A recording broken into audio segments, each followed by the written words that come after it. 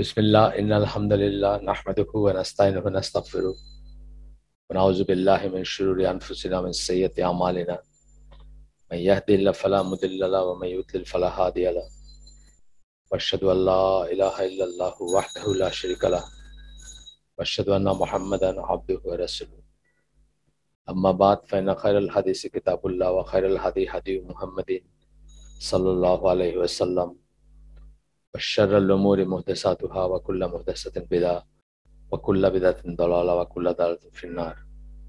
আসসালামু আলাইকুম ওয়া রাহমাতুল্লাহি ওয়া বারাকাতুহু। আমরা শুরু করি। যে বইটা ধরে আমরা পড়তেছি, যারা যদি এই দুই একজন নতুন থাকেন তাদের জন্য, causes behind the increase and decrease of ইমান, Sheikh Abdur Razzaq Al Abbad, Medina ইউনিভার্সিটির এখনকার টিচার। আর তার বাবা আগের টিচার ছিলেন বা চ্যান্সেলর ছিলেন মদিনা ইউনিভার্সিটির প্রেসিডেন্ট। এই বইটা শেখ আব্দুর রাজ্জাক আল আব্বাদের একটা বইয়ের আরবি একটা বইয়ের একটা চ্যাপ্টার থেকে বানানো হয়েছে। এটা বুকলেট টাইপের বলতে পারেন, ইউকে থেকে পাবলিশড ইংলিশ ট্রান্সলেশন।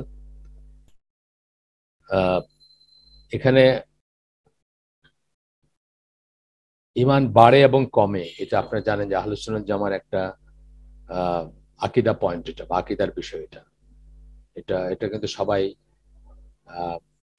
মুসলিম পৃথিবীতে মুসলিমদের যত কটা ভাগ আছে বা ফেরকা আছে অথবা দল আছে বা উপদল আছে, সবাই কিন্তু এটা বিশ্বাস করে না যে ইমান বাড়ে বা কমে।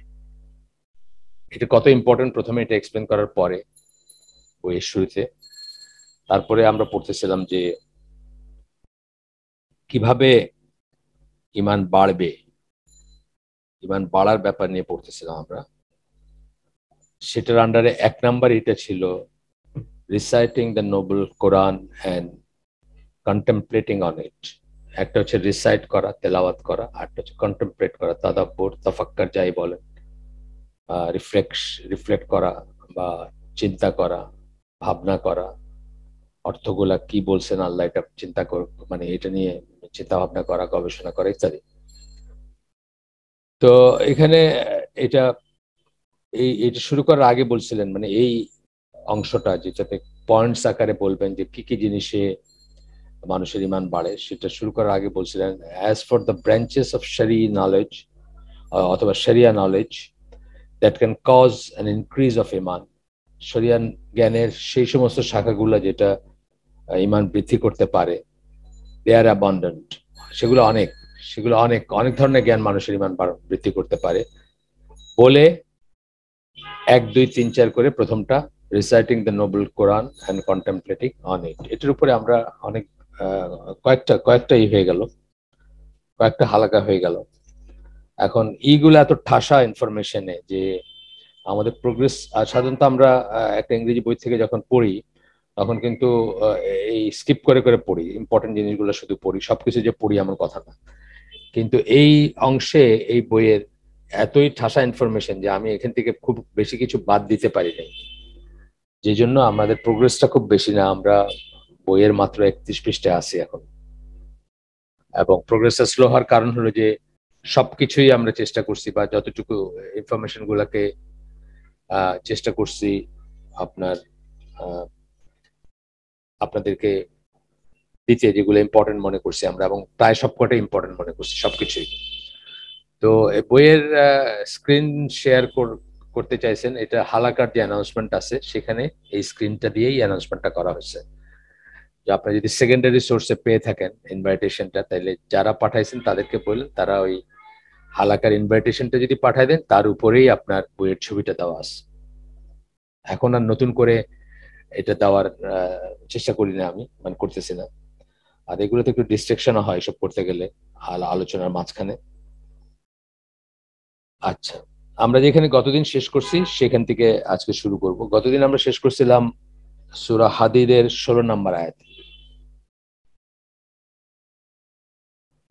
এখানে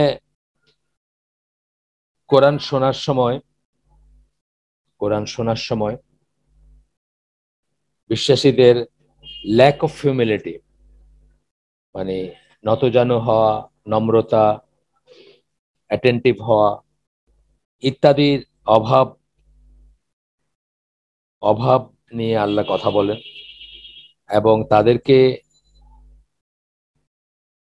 কাফেরদের মতো হওয়ার ব্যাপারে সাবধান করে দেন। কাফেররা যারা ঠিকমতো কান দেয় না, শোনে না, বা যারা মনোযোগ দেয় না যখন কোরআন রিসাইট করা হয় বা তাদেরকে কোরআনের কথা শোনানো হয়, সেটার ব্যাপারে সাবধান করে দিয়েছেন। আয়াতটা এরকম ছিল, এই আয়াতটা পড়ে আমরা শুরু করবো। এটা শেষ করেছিলাম গতদিন, তারপর থেকে আমরা শুরু করব। আয়াতটা ছিল এরকম: has not the time come for the hearts of those who believe to be affected by Allah's reminder, ব্র্যাকেটে দ্য কোরআন। এখনো কি সময় আসে নাই যারা বিশ্বাস করে তাদের অন্তরে প্রভাব পড়বে কোরআনের? এখনো কি সময় হয় নাই সেটা? and of the truth that has been revealed, এবং সেই সত্য যেটা নাজিল করা হয়েছে, and not to be like those who had been given the book before, এবং তাদের মতো না হওয়ার, মানে তাদের মতো না হয়ে প্রপার বিহেভ করার কি সময় আসে নাই এখনো? তাদের মতো না হওয়ার মানে যাদেরকে আগে কিতাব দেওয়া হয়েছিল, whereby the term was lengthened for them and their hearts became hard, তাদেরকে অবকাশ দেওয়া হয়েছিল। এটা মেইনলি জুদের কথাই বলা হচ্ছে এখানে। খ্রিস্টানরাও হয়তো কিন্তু খ্রিস্টানদের চেয়ে এখানে এই সমস্ত ব্যাপারগুলো জুদের বেলায় বেশি অ্যাপ্লিকেবল। তাদেরকে অবকাশ দেওয়া হয়েছিল এবং তাদের অন্তরগুলো সব শক্ত হয়ে গেছিল। and many of them are rebellious, এবং তাদের অনেকেই ফাসিকুন শব্দ ইউজ করছেন, তারা বিদ্রোহী। এখানে বিদ্রোহী সেন্সটা, সেই জন্য বিদ্রোহী বলছেন। এই আয়াতের কথা বলতে গিয়ে এই লেখক বলতেছেন যে এখানে এই আয়াতে কোরআনের ইম্পর্টেন্স বা কোরআন সঠিকভাবে শোনার, বোঝার, মন দিয়ে শোনার, মন বা অন্তর দিয়ে বোঝার চেষ্টা করার ইম্পর্টেন্সের কথা বলা হচ্ছে। the required attention that has to be paid to its powerful effect on the hearts, যদি সেই অ্যাটেনশন দেওয়া হইতো বা দেই আমরা, তাহলে তার powerful effect upon the hertz, তখন তা অন্তরের উপর বিশাল একটা প্রভাব বিস্তার করে বা এফেক্ট হয়। and that is the greatest matter that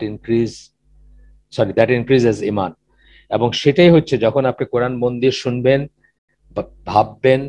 আমি যেটা বলি, আমি প্রায় আজকাল বলতে শুরু করছি, আগে বলি নাই কিন্তু ইদানিং কালের হালাকাগুলোতে আমি বলি যে প্রেজেন্স অফ মাইন্ড এবং কনসিস্টেন্স, দুইটা জিনিস বলি। যে কোনো রিলিজিয়াস আয়োজন থেকে আপনি যদি লাভবান হতে চান, আপনার দুইটা জিনিস দরকার। একটা হচ্ছে প্রেজেন্স অফ মাইন্ড, আপনি এখানে থাকবেন। আমরা অনেক সময় দেখছি যে মানে কোনো কারণবশত কারো মাইক্রোফোন অন হয়ে গেছে, সো ঘরের ভিতর দেখতেছি যে কেওস চলতেছে একটা, বা কোনো একটা ঝগড়া চলতেছে, অথবা কোনো একটা বচসা চলতেছে, আর সেই অবস্থায় হালাকাও চলতেছে। এখান থেকে কোনো ফল, মানে কোনো ফসল ঘরে উঠবে না আর কি, বা কোনো ফলাফল আসবে না, এখান থেকে। প্রেজেন্স অফ মাইন্ড একটা বলি, আরেকটা বলি কনসিস্টেন্স, মানে লেগে থাকা। তো এখানে এই যে কোরআন যখন আমরা কোরআন শুনি কথাটা, মানে আপনারা নিজেরা হয়তো রিয়েলাইজ করছেন যে কোরআন শুনি কথাটা এক এক সময় এক একটা পরিবেশে এক এক রকম মিনিং দাঁড়ায়। এটা কখনো কখনো আমরা ধরেন, আপনি দেখবেন সকালবেলা যদি নিউ মার্কেট অথবা এই ধরনের দোকানপাট যেখানে সেখানে যান 9টা 10টা, তো দেখবেন সে ঘর ঝাড়ু দিতেছে অথবা আগরবাতি লাগাইতেছে, পানি ছিটাই দিয়ে সেটাকে ঝাড়ু দিতেছে, আর কোরআন চলতেছে একদিকে, মানে কোরআনের তেলাওয়াত চালায় রাখছে, একটা সুদায়েস বা এরকম কারো একটা তেলাওয়াত চালায় রাখছে যেটা পপুলার বা যেটা শুনতে ভালো লাগে। এটাও একটা শোনা। আবার আপনি দেখবেন যে একজন মানুষ মানে একটা আয়াত শুনতেছে, শুনে ওই রিসাইটেশনটা স্টপ করে দিচ্ছে, তার সামনে কোরআন খোলা আছে, তর্জমা খোলা আছে অথবা তফসির খোলা আছে, সে বোঝার চেষ্টা করতেছে যে এখানে আল্লাহ কি বলছে। সেটাও আরেক ধরনের শোনা। আমরা নিজেরাই বুঝি যে আমাদেরই শোনার কত ভ্যারিয়েশন আছে। তো তাহলে আপনার ইমান বৃদ্ধি পাইতো, সেটা বলতেছেন যে one of the that is the greatest matter that increases ইমান। এইভাবে যদি শুনতে পারতাম আমরা, বা এইভাবে যদি চিন্তা করতে পারতাম অ্যাটেনশন দিয়ে, especially if the recitation is performed upon contemplation, reflection, and on trying to understand its meaning. যদি আপনার তেলাওয়াতের সাথে যদি আপনার কন্টেমপ্লেশন, রিফ্লেকশন, চিন্তা ভাবনা করা, আকল খাটানো, আল্লাহ কি বলতে চাইছেন এগুলো এগুলো নিয়ে চিন্তা করা, আমার সাথে কিভাবে এটা রিলেট, আমার আমার জীবনে এটার কি, বা যে শুনলাম সেটার প্রভাব কি, আমার জীবনে কিছু করার আছে কিনা, বাস্তবায়ন করার আছে কিনা, এই সমস্ত জিনিসগুলো যদি চিন্তা করতাম তাহলে ইমান বৃদ্ধি পাইতো এবং ইমান মানে বা অর্থ বুঝতে চাইলে এখানে হাফেজ ইবনুল কাইয়িম তার একটা উদ্ধৃতি আসবে, আমরা উদ্ধৃতিটা পড়বো। যে জন্য বললাম যে এখানে আমাদের পৃষ্ঠা পৃষ্ঠা মাফিক বা পৃষ্ঠা ওয়াইজ, সরি, পৃষ্ঠার নিরিখে প্রোগ্রেসটা খুব বেশি হয় না, মাত্র 31 পৃষ্ঠায় আছি আমরা বইটা। তার কারণ হচ্ছে এই ইনফরমেশনের ঠাসা, এবং আমরা স্কিপ করতে পারি না আর কি, যেটা অন্য বইয়ে করি সেটা করি না এখানে, বা করতে পারি না অনেক সময়। উনি বলতেছেন, In short, there is nothing more beneficial for the heart than reading the Quran with contemplation and reflection. যেটা আমরা বললাম সেটাই বলতেছেন উনি, কন্টেমপ্লেশন এন্ড রিফ্লেকশন, কাছাকাছি মিনিং। একটা হচ্ছে চিন্তা ভাবনা করা, একটা হচ্ছে আকল খাটানো, আকল খাটায় বুঝতে চেষ্টা করা যে আফাল্লা তাকিলুন, যেটা বলছেন আল্লাহ কোরআনে, তারা কি আকল, আকল আকল মানে ইন্টেলেক্ট খাটায় না, এই সেন্সটা হচ্ছে রিফ্লেকশনের সেন্স।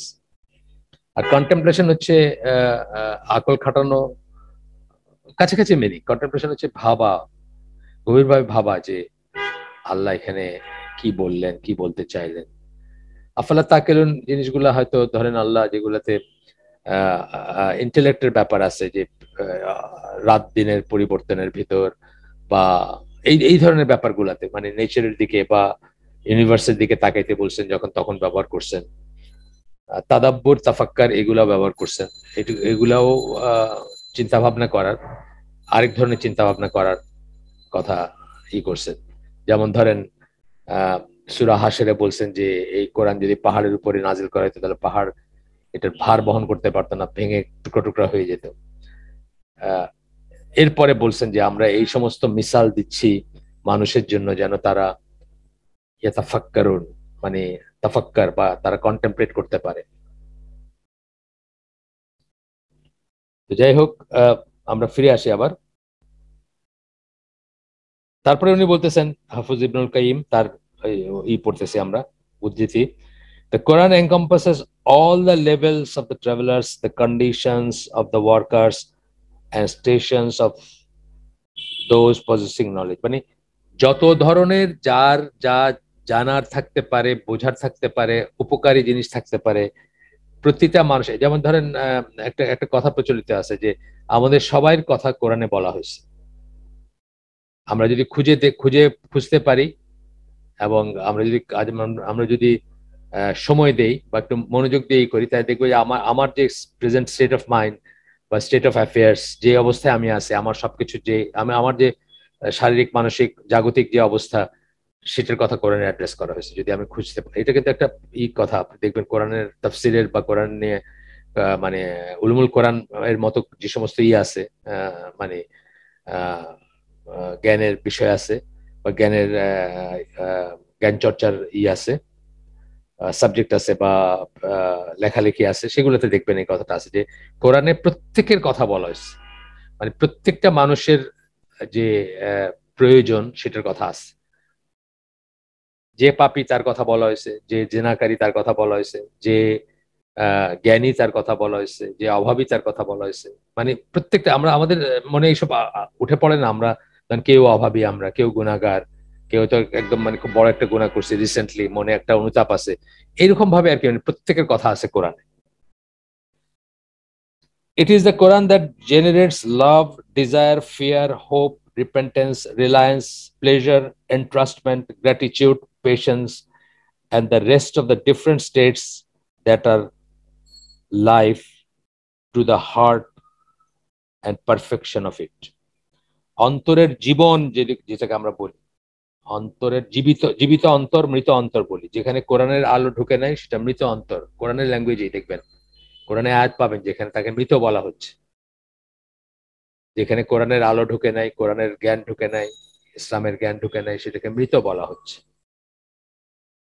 তো এই সমস্ত জিনিসগুলা বলতেছেন জীবন, মানে অন্তরের জীবন স্বরূপ বা লাইফ স্বরূপ। and perfection of it. কি বললেন? লাভ, ভালোবাসা, বা ডিজায়ার, ফিয়ার, হোপ। ডিজায়ার যে চাওয়া থাকতে পারে আমাদের, ফিয়ার ভয়, হোপ আশা, রিপেন্টেন্স তওবা বা অনুশোচনা, রিলায়েন্স নির্ভরতা বা তাওয়াক্কুল বা ভরসা করা, প্লেজার প্লেজার স্বস্তি আনন্দ বা সুখ যেটাই বলেন, এন্ট্রাস্টমেন্ট মানে ভরসা করা কিছুর উপর বা ভরসা রাখা আল্লাহর উপর। অফকোর্স এগুলো সব আল্লাহর সাথে related.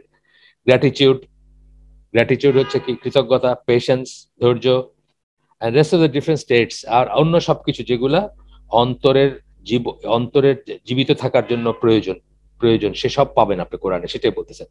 Likewise it repels all the rebuked characteristics, যেগুলো তিরস্কৃত বৈশিষ্ট্য, সেগুলাকে কি করে কোরআন পড়লে বা কোরআন অনুধাবন করলে কি হবে আপনার, সেগুলোকে আপনি কোরআন সেগুলোকে রিপেল করে, মানে তাড়ায় দেয়, বিকর্ষণ, যেটা রিপালশন বলি আমরা, সেখান থেকে রিপেলস অল দ্য রিবিউকড ক্যারেক্টারিস্টিক্স, তিরস্কৃত যে সমস্ত বৈশিষ্ট্য সেগুলাকে কোরআন সমালোচনা করে বা সেগুলাকে তিরস্কৃত করে বা সেগুলাকে দূরে রাখে।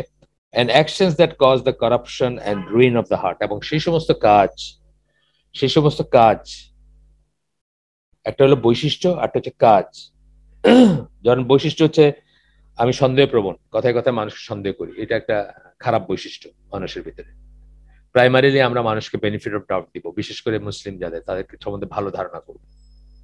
কিন্তু আমার ভিতরে এটা একটা আমার বাতিক যে আমি সবাইকে সন্দেহ করি, সবাইকে অবিশ্বাস করি। এটা একটা খারাপ জিনিস, খারাপ বৈশিষ্ট্য এটা। আর অ্যাকশন, খারাপ অ্যাকশন, যে আমি মানুষের সাথে দুর্ব্যবহার করি, অথবা আমি আমার সাথে খেয়ানত করি, অথবা আমি কথা দিলে কথা রাখি না, এগুলো হচ্ছে actions that cause the corruption and ruin of the heart, এবং যেগুলা হার্ট বা অন্তর বা হৃদয় সেটার কারাপশন, সেটাকে পাপপূর্ণ করে তোলে, অথবা সেটাকে নষ্ট করে দেয়, কারাপ্ট করে দেয়, রুইন অফ দ্য হার্ট, সেটাকে সেগুলো সম্বন্ধে, সেগুলার ব্যাপারে কোরআন সেগুলাকে করে, সেগুলাকে সমালোচনা করে, প্রত্যাখ্যান করে, বা আপনাকে বলে যে এগুলোকে প্রত্যাখ্যান করতে ইত্যাদি। If people were to possess realization of what recitation of the Quran with contemplation contains, সুন্দরভাবে ভাবনা চিন্তা করে কোরআন তেলাওয়াত করার, মানে কোরআন তেলাওয়াত করার ভিতরে কি কি ফায়দা আছে, এটা যদি মানুষ রিয়েলাইজ করতো, they would devote themselves to it at the expense of anything else. তারা তাহলে সেখানে নিজেদেরকে আত্মনিয়োগ করতো বা নিজেদেরকে নিয়োজিত করতো যে কোনো কিছু ছেড়ে রেখে, অর্থাৎ মোস্ট অফ দ্য টাইম সেটাই করতে থাকতো। অফকোর্স আমাদের খাওয়া পড়া বা আহার, অন্ন বস্ত্র বাসস্থান, এগুলো বেসিক, এগুলো তো আমরা এগুলো করব, এগুলোর জন্য আমরা সময় ক্ষেপণ করব, অথবা এগুলোর জন্য আমরা চেষ্টা করব রিজিকের জন্য।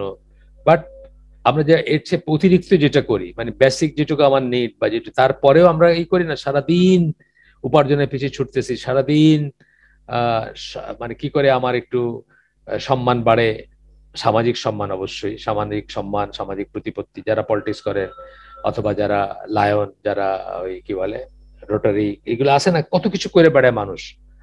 অথচ কিয়ামতের দিন যাদের জন্য করতেছে, যে জন্য করতেছে, তারা তার হয়ে সাক্ষী দিবে না, তার জীবনটা চলে যাচ্ছে, ওয়েস্ট হয়ে যাচ্ছে।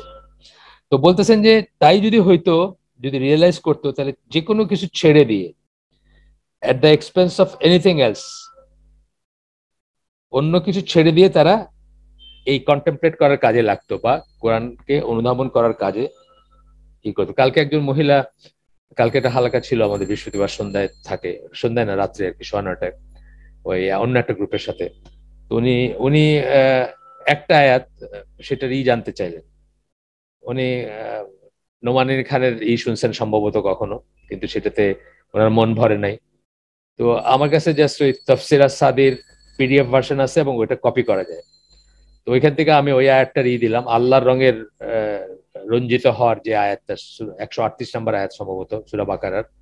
তো উনি আমাকে বললেন যে এটার কোন ভালো এক্সপ্লেনেশন আছে নাকি। জাস্ট আমার হাতের সামনে ছিল, আমি ওনাকে দিলাম। উনি মানে খুবই এমেজড হয়ে গেছেন এটা পড়ে, যে এইটা আছে ওইখানে, যে তাফসিরে যে এইগুলো আছে, যে কথাগুলো আছে এই আয়াতের এক্সপ্লেনেশনে। তো এই ব্যাপারটা যেমন আর কি, যে মানে উনি যে চেষ্টা করছেন, বা একটা আয়াতে উনি 2-3 বার সুবহানাল্লাহ বলছেন আর কি, জাস্ট ইটা পড়ে, মানে যে তফসিরটা লেখা আছে ওইখানে, বা তফসির বা যে এক্সপ্লেনেশনটা দিচ্ছেন আব্দুর রহমান আস-সাদি, সেটা করে। তো যাই হোক, মানে এই ব্যাপারগুলো বলতেছেন আর কি হাফিজ ইবনুল কাইম, যে কোনো কিছু ছেড়ে, মানে ধরেন টাইম পাইলে এটাতে বসতাম আমরা, টাইম পাইলে এটা নিয়ে বসতাম, যদি আমরা জানতাম এখানে কি আছে বা এখানের ভিতরে কি বেনিফিট আছে। when the person reads it with reflection and he comes across an ayah that he is in need, যখন আকল খাটায় চিন্তা করতে থাকে মানুষ এবং এমন একটা আয়াতের সংস্পর্শে আসে যেখানে তার যা দরকার সেটা আছে, for the cure of his heart. অনেক সময় আমাদের আমাদের মনে একটা কষ্ট আছে, অথবা আমাদের মনে একটা সংশয় আছে, সংশয় ঠিক না হোক, মানে আমরা একটা কনফিউজ কোনো একটা ব্যাপারে, সেটা যখন আমরা পাই, সেটা যখন আনসার পাই, অথবা সেই কষ্টটা দূর করার মতো একটা যখন পাই, তখন আমরা অনেক অনেক প্রশান্তি অনুভব করি, সেটার কথা বলতেছে। For the cure of his heart, he repeats it even if he does so 100 times or the whole night.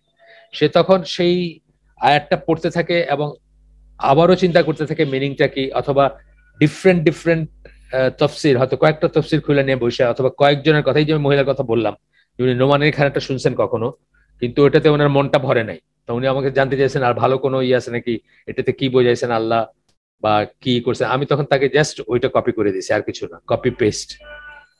আমার কাছে যে পিডিএফটা আছে ওইটাতে কপি করা যায়, সব পিডিএফ কিন্তু কপি করা যায় না, তো কপি পেস্ট করে দিছি বাস। উনি খুবই করছেন, মানে ওনার ভাল লাগছে, এবং উনি সেটা সাথে সাথে অ্যাকনোলেজ করছেন, আল্লাহর কাছে শুকরিয়া করছেন, সোজা কথা।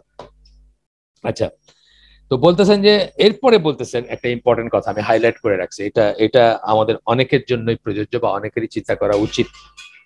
সেটা হচ্ছে, hence to recite a single ayah of the Quran with contemplation and reflection. একটা আয়াত আপনি পড়লেন কোরআনের, কন্টেম্পলেশন, রিফ্লেকশন দিয়ে, চিন্তা ভাবনা, গবেষণা বা আপনার ইন্টেলেক্ট খাটায় পড়লেন, একটা আয়াত পড়লেন, is better than reciting the Quran to completion without any contemplation or reflection. একটা আয়াত চিন্তা ভাবনা করে পড়াটা কোন চিন্তা ভাবনা ছাড়া গোটা কোরআন খতম করার চেয়ে বেটার, হাফিজ ইবনুল কাইম বলতেছেন, এখন থেকে 700 বছর আগের স্কলার, এবং সহিশুদ্ধ আকীদা মানহাজের যে ইসলামী ধারা, অর্থাৎ আহলুস সুন্নাহ ওয়াল জামাত যেটাকে আমরা বলি, তাদের লিটারেচারে তাদের লেখা পড়া বই পুস্তকে যাদের কন্ট্রিবিউশন সবচেয়ে বেশি, তাদের ভিতরে নিয়ে একজন। আপনি দেখবেন যে এমন কোন বই পাওয়া খুব দুষ্কর যেখানে তার একটা উদ্ধৃতি নাই বা তার কথা আসে নাই। ইবন তাইমিয়া একজন, উনি একজন, মানে খুবই খুবই মানে রেয়ার পাবেন কোন একটা লিটারেচার যেখানে তার কথা আসে নাই। উনি বলতেছেন এই কথা, একটা আয়াত চিন্তা ভাবনা করে, কন্টেম্পলেট করে পড়া, গোটা কোরআন চিন্তা ভাবনা না করে খতম করার চেয়েও বেটার। এটা হচ্ছে ওনার মত, আমরা ইনশাল্লাহ এটা মনে রাখবো। It is also more beneficial for the heart and more conducive to attaining iman and testing the sweetness of the Quran. ইমান লাভ করার জন্য বা বৃদ্ধি করার জন্য এই একটা আয়াত পড়াটাও বেশি বেনিফিশিয়াল বা বেশি প্রযোজ্য, ইমান বা লাভ করার জন্য অথবা বৃদ্ধি করার জন্য, এবং কোরআনের মিষ্টতা অনুভব করার জন্য। কোরআন একটা প্রশান্তি আছে না, আমি বলি আগে একটা সময় আমি অনেক চিন্তা ভাবনা করতাম যে কোরআন যে আল্লাহর কাছ থেকে আসছে সেটা নিয়ে, আমার তো লেকচারও আছে জানেন আপনারা, সেটা নিয়ে আমি চিন্তা ভাবনা করতাম যে এর সপক্ষে কি কি যুক্তি, কি কি করা যায়। কিন্তু আমি একটা সময় রিয়েলাইজ করি যে আমার নিজের জন্য, অন্যের কথা না, অন্যর কাছে ব্যাপারটা তো অন্যকে লজিক বলেন বা ওই লজিক না হোক, মানে জাস্ট ধরায় দেওয়া আর কি, পয়েন্ট গুলো ধরায় দেওয়া, যে কি কি পয়েন্টে চিন্তা করতে হবে বা ভাবতে হবে, টু রিয়েলাইজ অথবা টু টু বি শিওর, অথবা টু একটা ইমান বৃদ্ধির জন্য বা ইমানিশের জন্য, যে এটা আল্লাহর কাছ থেকে আসছে কোরআন, সেটা অন্তরে প্রথিত করার জন্য কি কি পয়েন্ট চিন্তা করতে হবে, এই সমস্ত লেখালেখি আছে বা কথা বলা আছে বা লেকচার আছে। কিন্তু আমার নিজের কথা বলতেছে, আমার নিজের অন্তরের প্রশান্তির জন্য কোরআন তাফসীর সহকারে বা অর্থ সহকারে তেলাওয়াত করা ইজ এনাফ। আমি যখনই কোরআন তেলাওয়াত করি অথবা কোরআন পড়ি, তেলাওয়াত না বলে পড়ি বলি আমি, কারণ অনেক সময় আমি মানে সশব্দে করি না, সেটা সেটা জাস্ট ইসে করি, মানে নীরবে পড়ি। তো সেই জন্য মানে পড়ি কথাটাই মোট প্রযোজ্য হবে এখানে। তো তখন সেই পড়তে গিয়ে আমি সবচেয়ে সবচেয়ে বেশি কনভিন্সড হই বা রিয়েলাইজ করি যে এটা আল্লাহর কিতাব, এটা আল্লাহর কাছ থেকে আসছে। আপনারাও ট্রাই করে দেখতে পারেন, আপনারাও ট্রাই করে দেখতে পারেন। যাদের মনে যদি অনেক প্রশ্ন থাকে অথবা যারা অনেক প্রশ্নের সম্মুখীন হন ফ্রম আদার্স, আছে না, আপনি একজন একটা লিটারেচার পড়ছেন, একজন আপনাকে আপনার আত্মীয় কেউ একজন বলছে যে হ্যাঁ কোরআন এরকম আছে, তো আল্লাহ এটা কিভাবে বললেন, এই ধরনের অনেক প্রশ্নের সম্মুখীন হই আমরা। তখন সেগুলা যখন আমরা প্রশ্নের সম্মুখীন হই তখন আমরা হাতড়াইতে থাকি, লজিক খুঁজতে থাকি, যে অথবা পয়েন্ট খুঁজতে থাকি যেগুলো দিয়ে আমরা সেটাকে ওয়ার্ড অফ করব বা সেটাকে মোকাবেলা করবো। এটা খুব স্বাভাবিক, এটা ঠিকই আছে, কোনো দোষের কিছু নাই। আমি আপনাদেরকে বোধহয় বলছি এক সময় যে অনেকে হয়তো বলছি যে আমি একবার, বেশ অনেক বছর আগের কথা, যে ওই সূরা মারিয়ামের একটা আয়াত, সেটা নিয়ে কাফেরদের কিছু মন্তব্য পড়ে আমি তো রাতে ঘুমাইতে পাইনি। সকালে আমার শ্বশুরকে নিয়ে আমি গেছিলাম মদিনা পাবলিশার্সেরই মৌলানা মহিউদ্দিনের কাছে, তখনকার দিনে। ওনার আনসারটা এক ধরনের লাগছে আমার কাছে, কিন্তু একেবারেই মানে 100% কমফোর্টেবল মনে হয় নাই আমার কাছে, বা কমফোর্টিং মনে হয় নাই, যে মানে অন্তরটা শান্ত হবে মতো। তারপরে মোহাম্মদ আসাদের ওই বইটা মেসেজ অফ দ্য কোরআন, ওইখানে উনি যেভাবে করছেন সেটাকে আমার একটা কমপ্লিট আনসার মনে হয়েছে। তো এটা হইতে পারে, এটা আমাদের আমাদের হইতেই পারে, আমাদেরকে যখন আমরা যখন কোনো অ্যাডভার্স ইসের সম্মুখীন হই, কোনো যুক্তিতর্ক বা কোনো রকম কথাবার্তা, আমাদের ভিতরে এটা হইতে পারে একটা প্রচেষ্টা। কিন্তু নিজের জন্য বলতেছি, আমার সেলফ, আমার কনভিন্সড হওয়ার জন্য যে হ্যাঁ প্রতিটি শব্দ আল্লাহর কাছ থেকে আসছে বা এটা আল্লাহ কথা বলতেছেন আমার সাথে, এই ফিলিং গুলার জন্য আমি এখন মনে করি যে কোরআন কোরআন পড়া বা রিফ্লেক্ট করাটাই হচ্ছে সবচেয়ে সবচেয়ে মানে এফেক্টিভ আমার জন্য আর কি। এইটুকু অংশ মিফতা দারা সাদা এই বই থেকে করছেন, উদ্ধৃত। এই বইয়ের রেফারেন্স আছে এখানে, হাফিজ ইবনুল কাইমের যে উদ্ধৃতি পড়লাম। এরপরে মোহাম্মদ রশিদ রিদা বলে একজন, রশিদ রিদা ধরেন গত শতাব্দীর মানুষ, গত শতাব্দীর শুরুর দিকের মানুষ, 1900 যেটা আমরা পার করে আসছি, প্রথম হাফের মানুষ বা সেকেন্ড হাফ পর্যন্ত বিস্তৃত হইতে পারে, এক্স্যাক্টলি আমার মনে নাই। ওই সময়কার মানুষ আর কি, 60s বা এরকমের দিকেও বেঁচে ছিলেন আমি যতদূর জানি, আমি শিওর না। তো উনি একটু উনি এক ধরনের ধরেন মানে সালাফি ট্রেন্ড ছিল ওনার, বা আহলে সুন্নাত জামারি ছিল, এবং কিছুটা মডার্নিস্টও ছিলেন, কিছুটা হইলো মডার্নিস্ট ছিলেন। তবে শুদ্ধ লাইনের ছিলেন, অনেকেই তাকে রেসপেক্ট করেন, মানে আমাদের স্কলাররা অনেকে তাকে রেসপেক্ট করেন। যদিও যে সেন্সে ধরেন নাসিরুদ্দিন আলবানী বা মোহাম্মদ সালেহ আল হুসাইমিন এনারা স্কলার, সেই সেন্সে ওনাকে অত স্কলার বলা যাবে না, বাট তারপরে উনি বেশ প্রমিনেন্ট ছিলেন।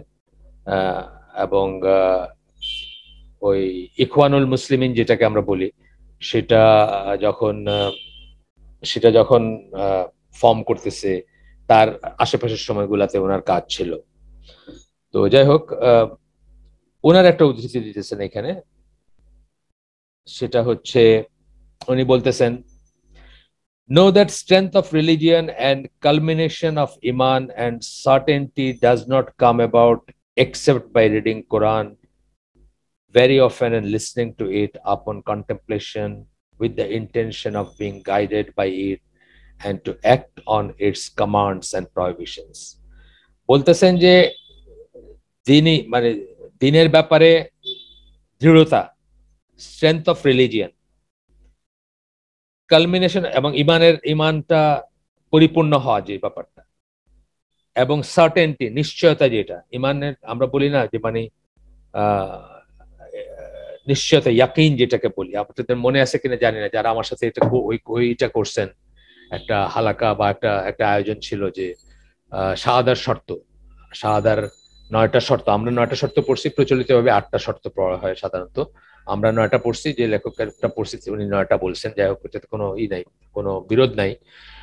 তো সেখানে ভিতরে ইয়াকিন একটা করে, কিন্তু ইয়াকিনের উল্টাটা কি? সন্দেহ, তাই না? সন্দেহ কিন্তু এক ধরনের কুফর।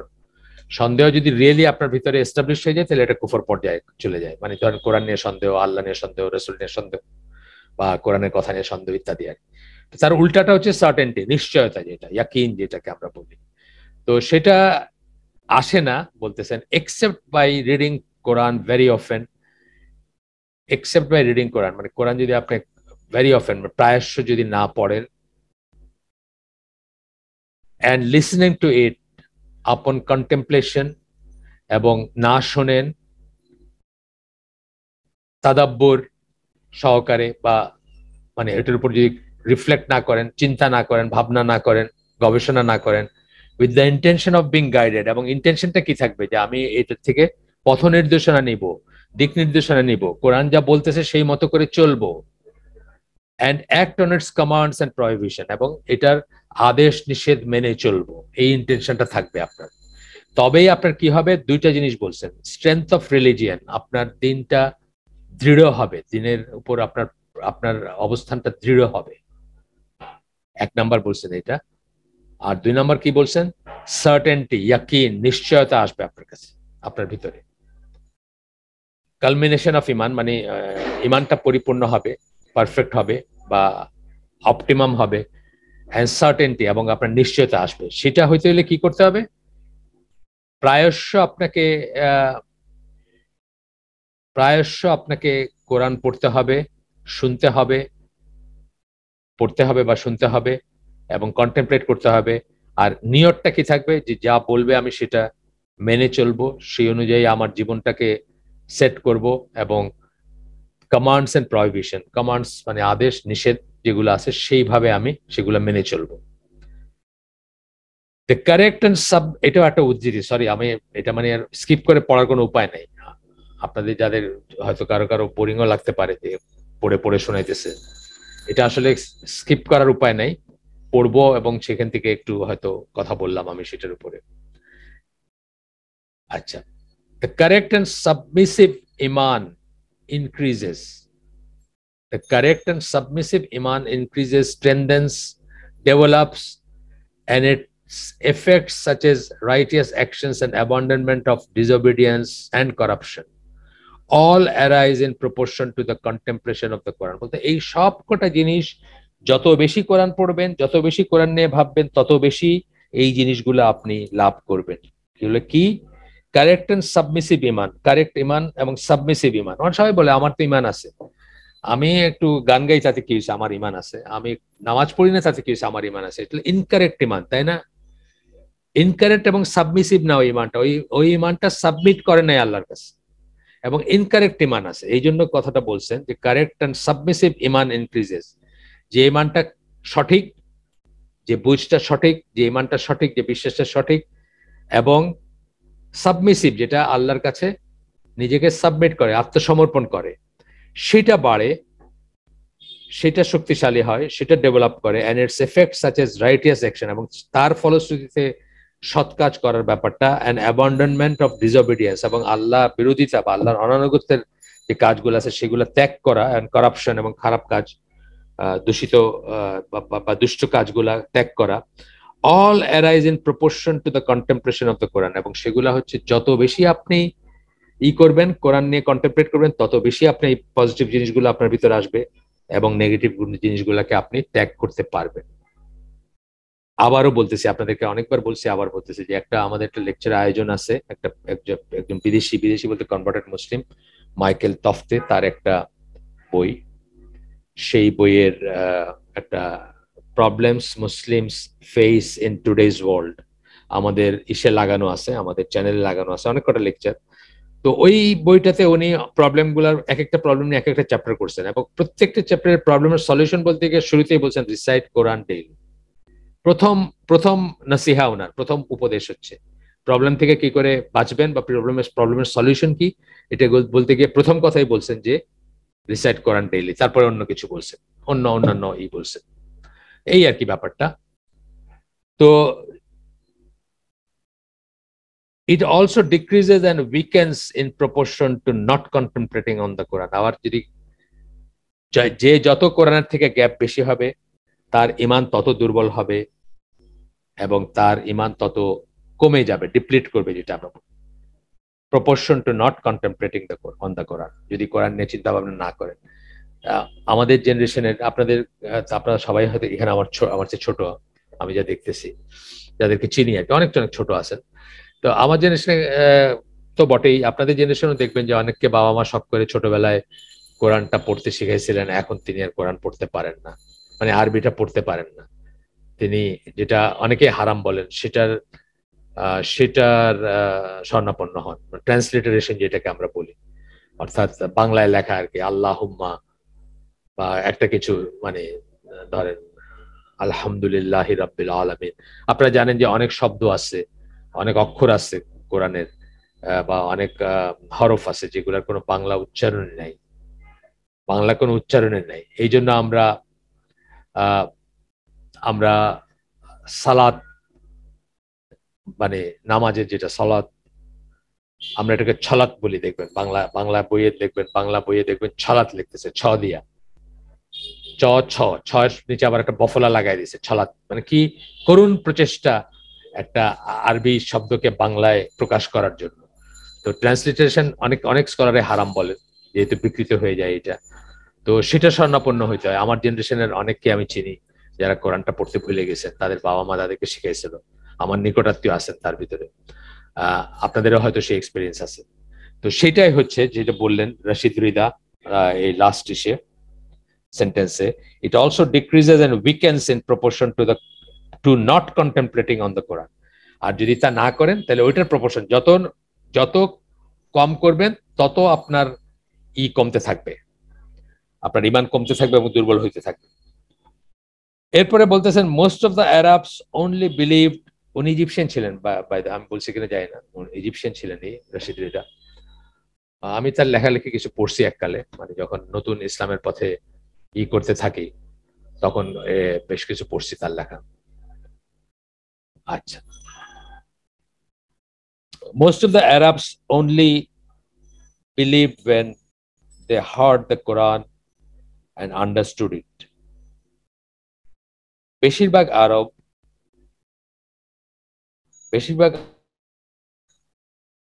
কোরআন শুনে এবং বুঝেই সেটাতে বিশ্বাস করছে বা বিশ্বাসী হয়েছে বা ইসলাম গ্রহণ করছে, এই কথাটা বলতে চাচ্ছেন আপনি। যে খালিদ বিন ওয়ালিদের কথাটা আমি গতদিন বলছি কিনা আমার মনে পড়তেছে না, প্রায় বলি আমি সেটা, খালিদ বিন ওয়ালিদের কনভার্সন স্টোরি, বা উনি কি করে মানে ইসলামের সবচেয়ে বড় শত্রুদের একজন থেকে কি করে মুসলিম হইলেন সেটার কথা বলি, অনেক সময় আগে বলছি আমি।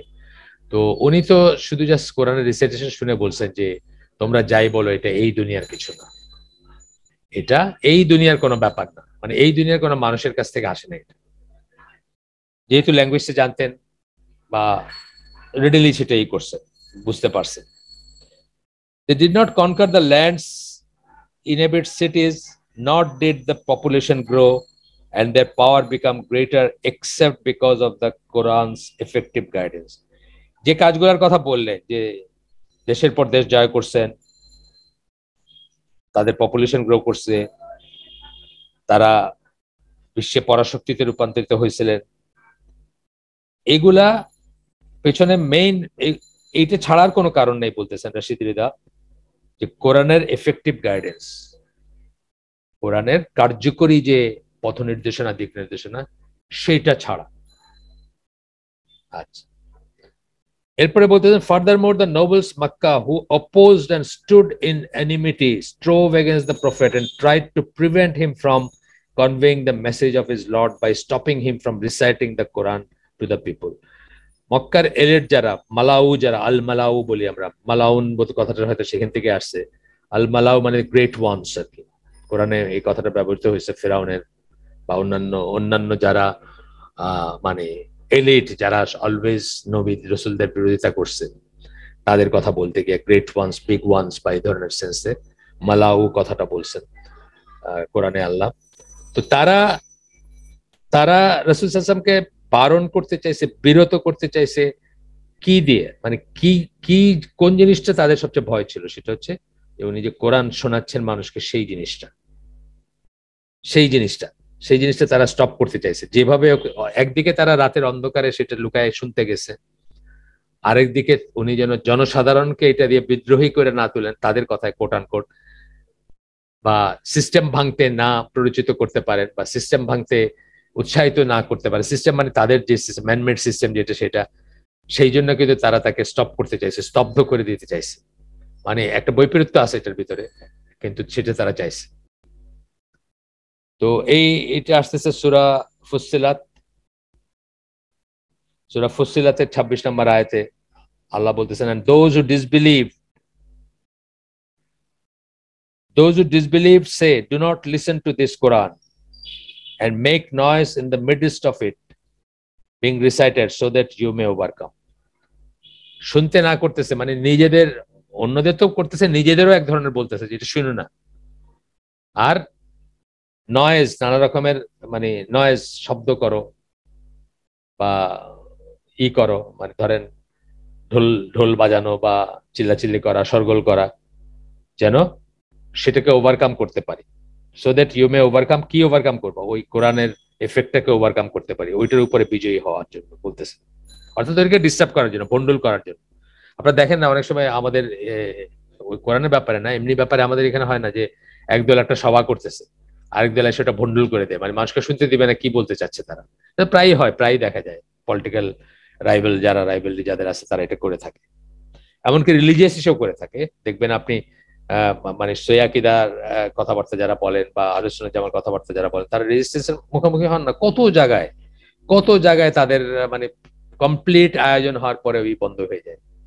তাদের একটা দিনের আয়োজন বা একটা একটা জলসা হোক বা একটা ওয়াজ হোক বা এই ধরনের কোনো আয়োজন বন্ধ। এই কয়েকদিন আগে শাহরাস্তি, যেটা চাঁদপুরে, ওইখানে একটা মসজিদে কত বড় করে ডক্টর সাইফুল্লাহর তত্ত্বাবধানে কত বড় করে একটা আয়োজন হয়েছিল দাওয়াতি কর্মকাণ্ডের, তারা ঠিকই বন্ধ করে দিল সেটাকে। তো এই রেজিস্ট্যান্স হয়, এটা এখনো আছে। তবে তখনকারটা ছিল নবীর মুখে কোরআন ইতে কাফেরদের বাধা, এখনকার হচ্ছে মানে সহি শুদ্ধ ধারার ইসলামের বিরুদ্ধে বেদাতীদের বাধা আর কি, মানে তাদেরকে বেদাতীদের বাধা দেওয়া। একটু ডিফারেন্ট বাট সিমিলার জিনিস আর কি। রশিদীদের কথা এখনো শেষ হয় নাই, আরো একটু বেশ কিছুটুকু আছে। সরি, একটু বড় হয়ে যাচ্ছে হয়তো, ওনার উদ্ধৃতিটা বড়। এখন এইভাবেই বইটা ডিজাইন করছেন যিনি লিখছেন তিনি। আর আসলে বড় বড় লেখক যারা বা বড় বড় আলেম যারা, তাদের বইগুলো কিন্তু এরকমই হয়, নিজের কথা তাদের খুব কমই থাকে। যেমন আমি যে হালাকাটা অন্য জায়গায় করতেছি, সুন্নাহর কর্তৃত্ব গুরুত্ব, authority and importance, the authority and importance of the সুন্নাহ বই থেকে, সেটাতে দেখা যায় যে মানে নিজের কথা, লেখকের নিজের কথা হয়তো 10%ও না, বাকিটা সবই হচ্ছে মানে এনি কি বলছেন, উনি কি বলছেন, মানে যারা প্রতিষ্ঠিত আলেম,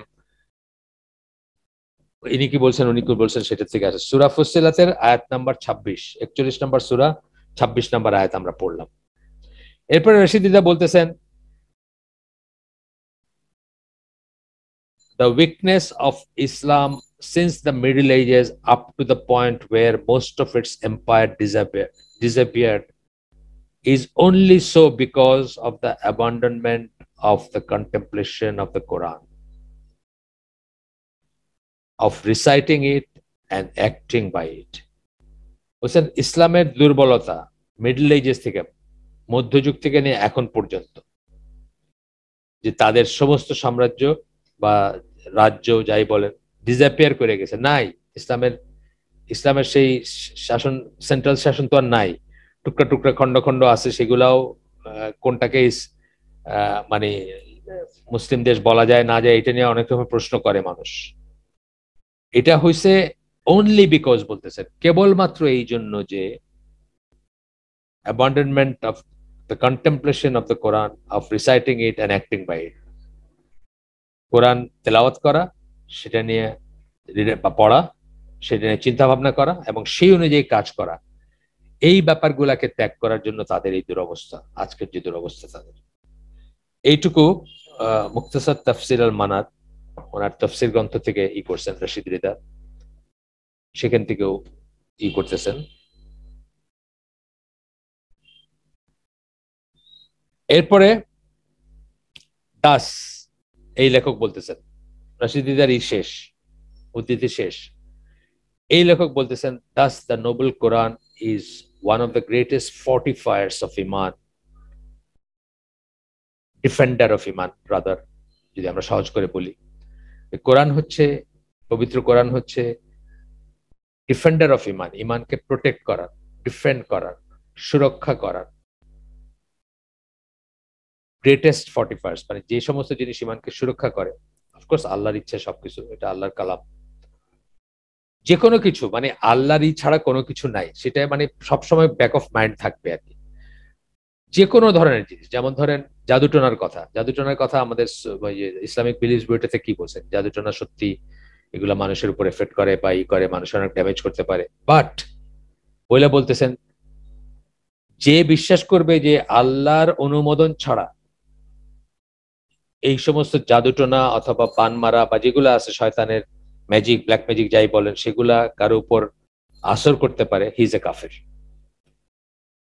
যাই বলেন না কেন আপনি, যে যা বলেন, প্লাস বলেন, মাইনাস বলেন, পজিটিভ বলেন, নেগেটিভ বলেন, যে কোনো ঘটনা যা ঘটবে অবশ্যই সেটা আল্লাহর অনুমোদন সাপেক্ষ ঘটনা, এটা ব্যাক অফ মাইন্ড অলওয়েজ থাকবে আমাদের। এই জন্য কোরআনে আল্লাহ বলছে না তোমরা ইচ্ছাও করো না যদি আল্লাহ ইচ্ছা না করেন। আমাদের ইচ্ছাটাও আল্লাহর অনুমোদন সাপেক্ষ, আল্লাহ অনুমোদন করলেই কেবল আমরা ইচ্ছা করতে পারি কোনো কিছু। আমরা আল্লাহর সৃষ্টি, আমাদের কাজগুলো আল্লাহর সৃষ্টি, আমাদের ইচ্ছাগুলো আল্লাহর সৃষ্টি, এবং আল্লাহ অনুমোদন করলেই কেবল আমরা ইচ্ছা করতে পারি। কিন্তু অনুমোদন করার মানে এটা না কিন্তু যে আল্লাহ সেটা চাচ্ছেন বা আল্লাহ সেটা জোর করতে করে আপনার উপর চাপাই দিয়েছেন, এই বুঝটাও থাকা উচিত। কারণ ওই যে জাদুটোনা বা ব্ল্যাক ম্যাজিকের কথা বললাম, এটা আল্লাহ আপনার, আল্লাহ যে আল্লাহর পছন্দনীয় জিনিস তাও না, বা আল্লাহ মানে অনুমোদন করার মানে এটা না যে আল্লাহ এটা আপনার উপর চাপাই দিচ্ছেন, তা না, হইতে দিচ্ছেন আল্লাহ, এরকম অনেক জিনিস হইতে দেন আল্লাহ, এটা আল্লাহর সুন্নাহর মানে অনেক জিনিস হইতে দেন। যেমন ধরেন এই যে ইসের ব্যাপারে, যে ভালো কাজগুলোর ব্যাপারে, ভালো কাজগুলোর ব্যাপারে যেগুলো দিয়ে আমরা জান্নাতে যাওয়ার আশা করি, সেগুলো আল্লাহ গ্রেস দেন, বাড়ায় দেন সেগুলা। খারাপ কাজগুলোর ব্যাপারে কি, খারাপ এখানে বলছেন কি আল্লাহ ম্যানিফোল্ড আপনাকে সব বাড়ায় দিবেন, আপনাকে এইড করবেন, আপনার জন্য সহজ করে দিবেন। আপনার যে সমস্ত জিনিসগুলো আপনাকে জান্নাতে নিয়ে যাবে সেই ব্যাপারগুলোর ব্যাপারে বলছে। আর খারাপ কাজগুলোর ব্যাপারে কি বলছে, যে আল্লাহ এক এক মাইক্রন বেশি শাস্তি দিবেন না দেন হোয়াট ইউ ডিজার্ভ, কিন্তু সেটা কি আল্লাহ হইতে দিচ্ছেন, তাই না? একইভাবে হেদায়েতের ব্যাপারে এবং পথভ্রষ্টতার ব্যাপারেও আল্লাহ যাকে হেদায়েত দেন তাকে কেউ পথভ্রষ্ট করতে পারে না, আল্লাহ যাকে পথভ্রষ্ট করেন তাকে কেউ হেদায়েত দিতে পারে না। এই আল্লাহ যাকে পথভ্রষ্ট করেন এটার তাফসীর বা এটার এক্সপ্লেনেশন দেখেন, এখানে সবখানে বলা হয়েছে যে আল্লাহ কাউকে পথভ্রষ্ট করে না, তাকে পথভ্রষ্ট হইতে দেন, এবং দেয়ার আর রিজনস কেন তাকে হইতে দেন। তাকে হয়তো অনেকবার সুযোগ দেওয়া হয়েছে, এগেইন এন্ড এগেইন তাকে সুযোগ দেওয়া হয়েছে, কিন্তু সে সেই সুযোগটা গ্রহণ করে নাই, সে ফিরে আসে নাই, সে তওবা করে নাই, সে ত্যাগ করে নাই, তখন আল্লাহ তাকে ছেড়ে দিছেন, হইতে দিছেন। এটা হচ্ছে এক্সপ্লেনেশন। আকিদা তাহাবির যে আল আকিদা তাহাবিয়া অথবা অন্যান্য যে কোনো তাফসীরে যে কোনো এসে দেখবেন এইটাই হচ্ছে মানে আহলুস সুন্নাহ জামাত লাইন, যে আল্লাহ কাউকে পথভ্রষ্ট করেন না, তাকে পথভ্রষ্ট হইতে দেন, তাকে জোর করে পথভ্রষ্ট করেন না। সে হেদায়েত চাচ্ছে, সে আল্লাহর দিকে আসতে যাচ্ছে, তাকে পথভ্রষ্ট করে দেন, তা না ব্যাপারটা। আচ্ছা আসেন, it increases the iman of the slave in many diverse ways. ইট বলতে কি, কোরআন, কোরআন পড়া, কোরআন নিয়ে চিন্তা ভাবনা করা, সেটার কথা বলতেছেন। আব্দুর রহমান সাদি, যার কথা আমরা ওই যে তাফসীর সাদি বললাম একটু আগে, ওনার একটা আসতেছে, ওনার একটা, উনি 1957 সালে মারা গেছেন, মানে মোহাম্মদ বিন সালেহ আল উসাইমিনের টিচার ছিলেন। 1957 সালে মারা গেছেন, 1800 সামথিং এ ওনার জন্ম, উনাইজা, সৌদি আরবের। ওই মসজিদটাতে আমরা এবার গিয়ে আসলাম, যে মসজিদে উনি পড়াইতেন। তারপরে তার মৃত্যুর পরে তার ছাত্র মোহাম্মদ বিন সাল্লাহ সাহেব পড়াইতেন, এবং তার মৃত্যুর পরে এখন তার ছাত্র আরেকজন সেখানে পড়ান। আচ্ছা, উনি কি বলতেছেন, ওনার উদ্ধৃতিটা পড়বো, খুব বড় না। It increases it in many ways. তাফসিরে সাদিটা আমরা এখন রিকমেন্ড করি আপনাদের, আপনার যাদের আছে, যাদের সঙ্গতি আছে, তারা কিনে নিতে পারেন। আর নানা রকম কারণে, সেটা অর্থনৈতিক হইতে পারে অথবা কোথায় থাকতেছেন সেটার উপর হইতে পারে, যদি কেনার না থাকে তাহলে পিডিএফ এর লিঙ্ক আমি অনেককে দিছি, পিডিএফ পাওয়া যায়। আমার ধারণা এটা অফিসিয়াল পিডিএফই হবে, যেভাবে তারা করছে সেটাকে, মানে যেভাবে তারা সেটাকে পাবলিশ করছে। তো সেটা তাফসিরে সাদি 10 খণ্ডে যেটা, সেটা আইআইপিএইচ এর। এটা এই একটা জায়গায় আইআইপিএইচ এর এই কাজটা দারুস সালামেরও আছে, 3টা ভলিউম আছে। সেটার চেয়ে বেটার, ট্রান্সলেশনও বেটার, বা ইটাও বেটার, আপনার বিন্যাসটাও বেটার। তো আপনারা চাইলে কিনতে পারেন, অথবা না কিনলে আপনারা যদি পিডিএফ চান, তাহলে আমি এই এই মুহূর্তে ফিঙ্গার টিপে নাই, আমি নেক্সট দিন হয়তো পিডিএফ এর লিঙ্কটা দিয়ে দিলাম এখানে, এটা হাতের কাছে রাখতে পারেন। আর যেহেতু আমি বললাম যে কপি করা যায়, যেহেতু মানে পিডিএফ থেকে কপি পেস্ট করা যায়, এটা আরো কাজের। যাই হোক, তো আব্দুর রহমান সাদি বলতেছেন যে it increases it in many ways. কি ইনক্রিজেস? ইমান বাড়ে কোরআন থেকে অনেকভাবে। Indeed, as for the believer, by simply reciting the ayah of Allah and becoming acquainted with the truthful information and fine rulings present with it, he attains an abundant goodness from the affairs of Iman. Just পড়ে এবং পরিচিত হয়ে যে সত্যিকার information গুলো আছে, সত্য তথ্যগুলো আছে, সেগুলোর সাথে পরিচিত হয়ে, এবং যে রুলিং গুলা আছে সেখানে, do it, do not do it, এটা করো না, এটা করো না, এটা করলে এটা, ওটা করলে এটা, এই সমস্ত জিনিস। He attains an abundant goodness from the affairs. তার ইমান বৃদ্ধি পায়, সোজা কথা। How will it then be if he contemplates on it proficiently and understands its aim and secrets? মানে শুধু শুধু শুনে বা পড়েই তার লাভ হয়, আর যদি সে একটু চিন্তা ভাবনা করে প্রফিশিয়েন্টলি, মানে মানে এফেক্টিভলি, এবং understands its aims and secrets. Aims বললেন একটা, উদ্দেশ্য কি, সিক্রেট, গোপন, এইগুলা। অনেক সময় একটা ব্যাপারের ভিতর মানে আরো আরো গূঢ় থাকে। একটা তো আপনি একদম পরিষ্কার যেটা মিনিং বা পরিষ্কার যেটা বুঝতেছেন, তার পেছনে আরো থাকে। যেমন ধরেন সূরা লুকমানে যে প্যারেন্টিং এর একটা বড় আছে, কয়েকটা আয়াত, অ্যারাউন্ড 12 নম্বর আয়াত থেকে নিয়ে আশেপাশে। তো আমি এক্স্যাক্টলি ভুলে গেছি, 12 নম্বর আয়াতটা রেডিলি মনে পড়তেছে, আছে সূরা লুকমান 31 নম্বর সূরা। এই যে ব্যাপারগুলো যখন আপনি মানে এগুলো নিয়ে চিন্তা ভাবনা করবেন, এইম গুলা বুঝবেন, এটার লক্ষ্য উদ্দেশ্য কি, এবং সিক্রেটস কেন বলতেছেন, যে এইটা করলে যে আসলে আপনি কত বেনিফিটেড হবেন। যেমন ধরেন কিছু কিছু আমল আছে যেগুলো করলে আপনি আপনার রিজেক্ট বেড়ে যাবে, এই ধরনের জিনিসগুলো বলতেছেন। সিক্রেটস বলতে এটা বোঝাচ্ছে না। এখানে শেষ তার উদ্ধৃতিটা শেষ, আব্দুর রহমান সাদি। তারপরে এই লেখক আবার বলতেছেন, however one must know that the increase of iman that arises from the recitation of the Quran does not happen unless one concentrates on understanding the Quran, applying it. একটা বলতেছেন concentrate on understanding, এটা থেকে লাভবান হবেন না আপনি, বা ইমান ওইভাবে বাড়বে না যতক্ষণ না আপনি কোরআন তেলাওয়াতের সাথে সাথে কনসেন্ট্রেট করবেন অন আন্ডারস্ট্যান্ডিং। এটা বুঝটা আপনি মানে গভীরভাবে বোঝার চেষ্টা করবেন, এটাকে অ্যাপ্লাইং ইট, এটাকে অ্যাপ্লাই করবেন। যখন বুঝে গেলেন তখন অ্যাপ্লাই করবেন জীবনে, অ্যান্ড অ্যাক্টিং বাই ইট, এবং সেই অনুযায়ী কাজ করবেন,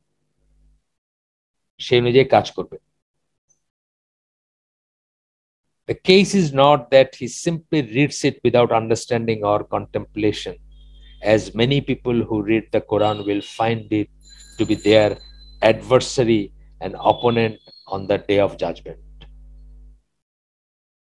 কিয়ামতের দিন কোরআনকে আমাদের বিপক্ষে সাক্ষী দিতে দেখবো আমাদের অনেকেই দেখবো যারা কোরআন তেলাওয়াত করি, শুধুমাত্রই তেলাওয়াত করি উইদাউট আন্ডারস্ট্যান্ডিং অর কন্টেমপ্লেশন, বোঝার চেষ্টাও করি না এবং সেটা নিয়ে তাদাব্বুর বা গভীরভাবে চিন্তা ভাবনা করি না, কি বলছেন, কেন বলছেন, আর কি মিনিং হইতে পারে, ইত্যাদি ইত্যাদি, যা নিয়ে এতক্ষণ ধরে কথা বললাম। তারা দেখবেন কোরআন তাদের বিপক্ষে সাক্ষী দিবে। এটা তো একটা কনসেপ্ট জানেন, কোরআন হয় আপনার পক্ষে সাক্ষী দিবে অথবা আপনার বিপক্ষে সাক্ষী দিবে। সূরা ইসরাতে আয়াত আছে এই সংক্রান্ত, এবং এখানে একটা হাদিস কোট করতেছেন, মুসলিমের হাদিস, যেখানে আল্লাহ রাসূল সাল্লাল্লাহু আলাইহি ওয়াসাল্লাম বলেন, verily Allah raises up a people with this book and he abases others. এই এই এই কিতাবের মাধ্যমে আল্লাহ আল্লাহ মানুষজনকে মর্যাদা দান করেন এবং অন্যদেরকে এই কিতাবের মাধ্যমে উনি মানে নিগৃহীত করেন অথবা বেইজ্জত করেন বা একদম নিচু নিচু করে দেন বা নিচে করে দেন। মানে একটা যেমন মানে মর্যাদা বৃদ্ধি করা, একটা অপমান করা বা এই ধরনের সেন্সটা আসে। আরেকটাই ওইটা মুসলিমের হাদিস, যেখানে আল্লাহ রাসূল সাল্লাল্লাহু আলাইহি ওয়াসাল্লাম বলেন, and the Quran is either a proof for you or against you. কোরআন হয় আপনার পক্ষে সাক্ষী দিবে বা সাক্ষ্য বা প্রমাণ হিসাবে দাঁড়াবে সেই দিন, কিয়ামতের দিন, অথবা আপনার বিপক্ষে যাবে। আইদার পক্ষে, এইটাই কনসেপ্ট, কিন্তু মানে নিউট্রাল কিছু নাই, হয় আপনার পক্ষে দিবে অথবা আপনার বিপক্ষে দিবে। বিপক্ষে দেওয়ার অনেক কারণ আছে, আমি বিশ্বাস করি নাই, আমি পড়ি নাই, আমি এটা অনুযায়ী কাজ করি নাই, কোরআন অনুযায়ী কাজ করি নাই, কোরআনে যে সময়টা দাবি করে, যে অ্যাটেনশনটা আমার কাছে দাবি করে, সেটা আমি কোনোদিন দিই নাই। বাপ মা পড়াইতে শিখেছে, বাপ মা 10 বছর বয়সে পড়তে শিখছে, 50 বছর বয়সে আমি কোরআন পড়তে পারি না এখন আর।